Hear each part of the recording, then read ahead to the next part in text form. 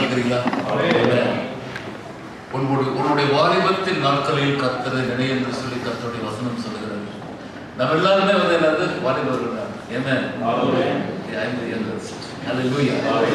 உபாகமத்தின் புத்தகம் முதலாம் அதிகாரம் 11ஆம் வசனம், நீங்கள் இப்பொழுது இருக்கிறதை வாழ்க்கையில் 1000 மடங்கு அதிகமாகும்படி உங்கள் பிதாக்களின் தேவனாகிய கர்த்தர் உங்களுக்கு சொன்னபடியே உங்களை மதிப்பார். அல்லேலூயா.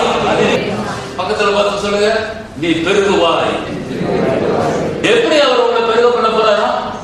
1000 மடங்கு. ஆமென் சொல்லுங்க, 1000 மடங்கு. அல்லேலூயா. எதுல இருந்து 1000 மடங்கு? இன்னைக்கு நீங்க என்ன நிலையில இருக்கிறீங்களோ அதுல இருந்து 1000 மடங்கு என்று ஆண்டவர் சொல்றாரு. அல்லேலூயா. நீங்க பார்க்க வேண்டியது உங்களுடைய சூழ்நிலைகளை உங்களுடைய சூழ்நிலைகளை அல்ல, நீங்கள் பார்க்க வேண்டியது கர்த்தருடைய கரத்தை என்று சொல்லி பரிசுத்த ஆவியானவர் சொல்றாரு. அல்லேலூயா.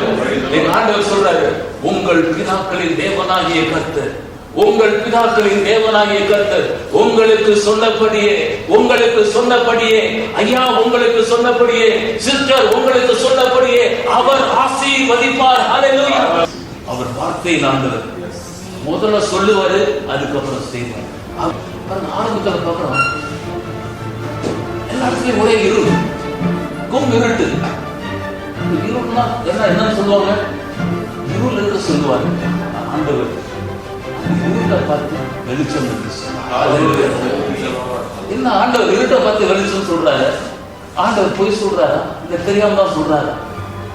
ஆண்டவர் எந்த இருளை பார்த்து வெளிச்சம், எந்த இருளை பார்த்து வெளிச்சம் என்று சொன்னாரோ அவர் இன்னைக்கு உங்களை பார்த்து சொல்றாரு, நீங்கள் 1000 மடங்கு பெருகுவீர்கள், நீங்கள் 1000 மடங்கு பெருகுவீர்கள். அல்லேலூயா.